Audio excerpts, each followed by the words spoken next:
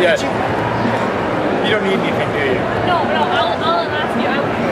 Just continue. You're really busy. So, really entertaining to you. I'm Rob Osborne, graphic novelist, graphic designer.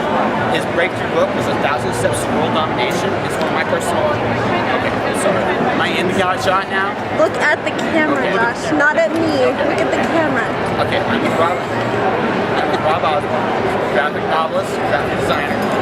His breakthrough book was 1,000 Steps to World Domination. He has done books like Sunset City, The Nearly Infamous Zango, and he's currently at what's your looking at right now?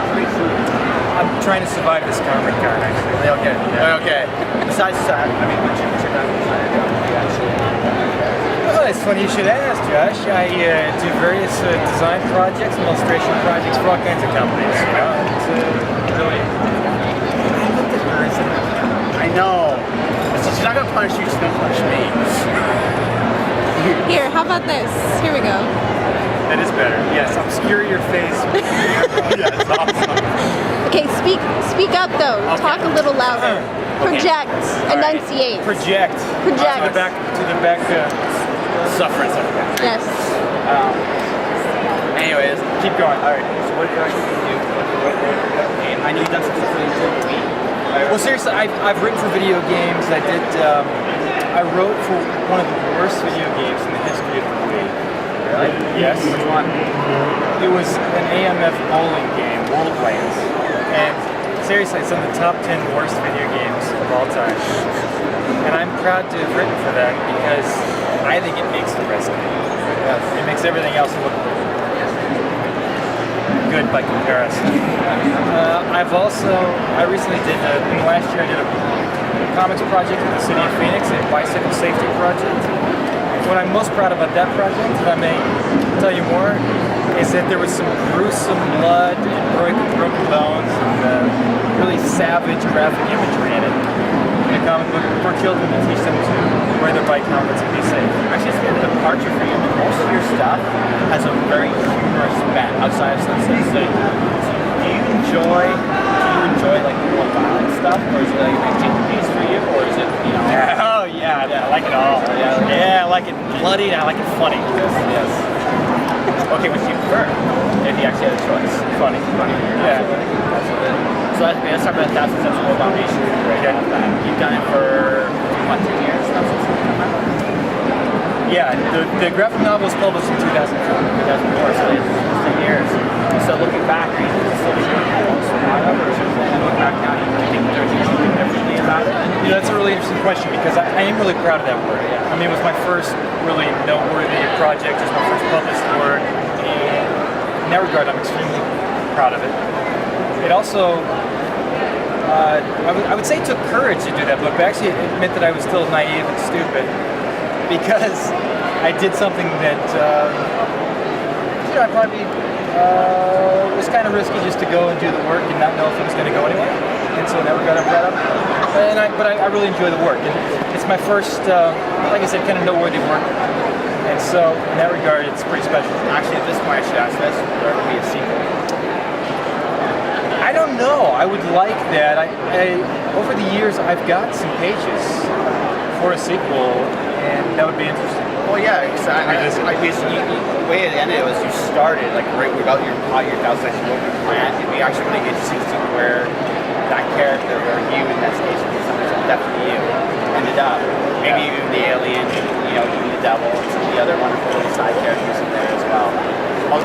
So, which was your favorite little small story in there? Like, was it the alien? Was it the Harry Tortoise? Was it Napoleon, the monkey? Like, who was your favorite character? What's my favorite? My favorite in my own work is my favorite. Yeah. Boy, it's so hard to choose.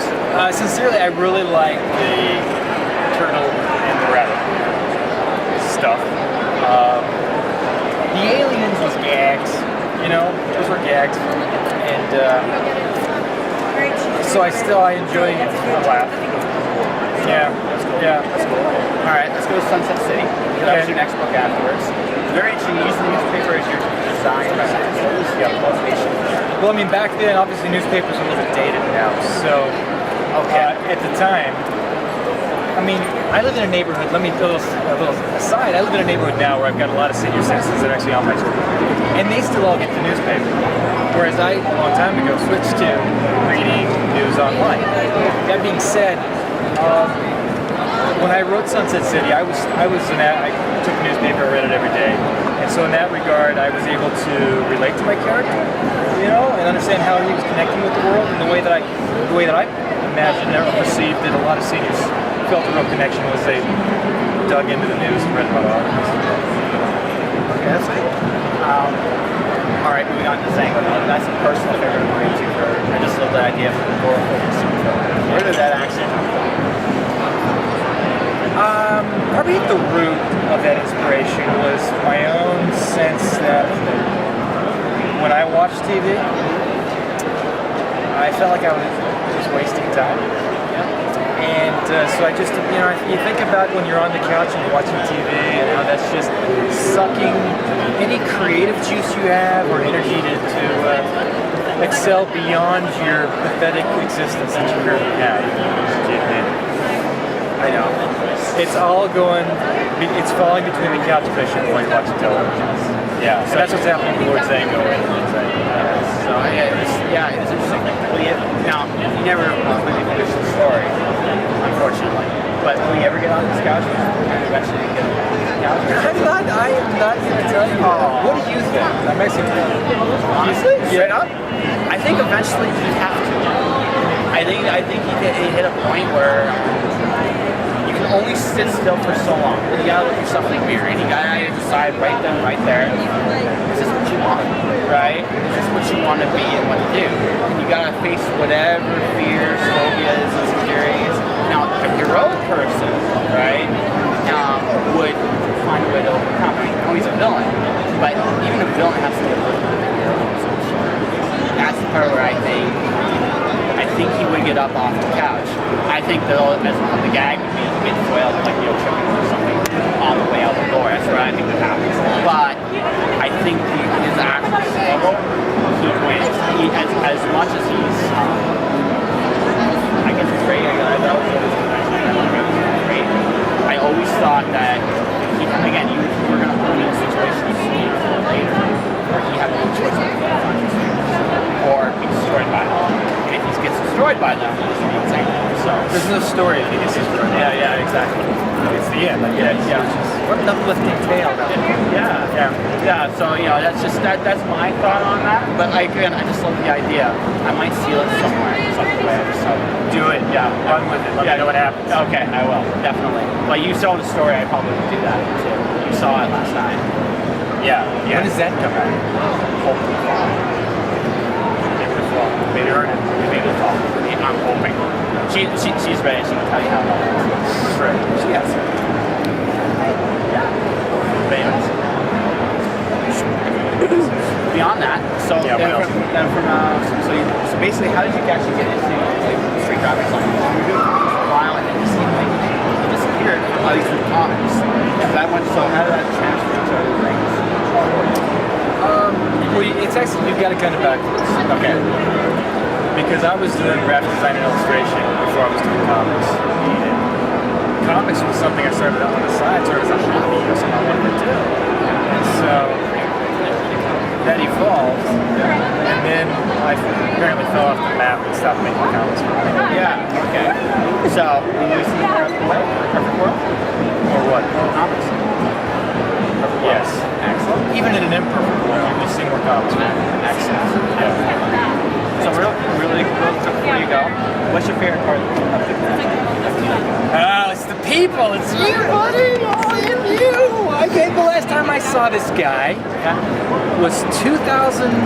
Was it 2005 or 6? I'm gonna say 6. 2006. Okay. Yeah. It was this show when it was just a little rinky-dink show, and it was called Phoenix Comic Con, and it was in Mesa. It was very awkward for all of us. Yeah, I had to walk home that night. I had to walk down Van Buren, which if you don't know, I'm not kidding. That was fun. How many prostitutes did you pick up that night on Van Buren? I lost count. Yeah. Right. Yeah. Once you're out of money, that's when you were. Yeah. That's when you got home. Oh, true story. I had a guy literally follow me for 3 blocks, and I'm carrying like 2 bags full of stuff. Well, my dad's from Detroit, so I just went with him, and I got pissed. Like, if someone's following you, make it look like this. I just really turn around and go, what? Like right at him. Yeah. And he backed back down. He got ahead of me. He thought you were more psychotic than he was. Absolutely. Yeah. Yeah, no, and I'm probably more psychotic than most people. It's okay. Yeah. But you know, but you gotta do what you gotta do. But I know it was a memorable night because the bus stopped right when I left the con. So I was like, oh, this is gonna be a fun walk because I lived at Indian School in 28. Oh yeah, I was fun walking. It stopped at Van Buren, so I had to walk from Van Buren all the way up to 24th, and to 24th all the way back up. So We're lucky you're here. yeah. Yeah. Yeah, so I made it. Dude, that's true story. Yeah. True story. Yeah, true story. True True story. Yeah, I started. This is all true. Well, 99.99 something. Right. Yeah. Yeah. No, honestly, but Need you up here, man. so Yes, No, because we keep drifting. Yeah, I was gonna buy something. I don't want to interrupt. oh. Yeah, no, well, you're good. You shouldn't be surprised. You want to buy something. Not surprised. I just want All right, I guess we're to some more. Do you want to? Well, actually, cut? I'll be right back. Yeah, Yeah. you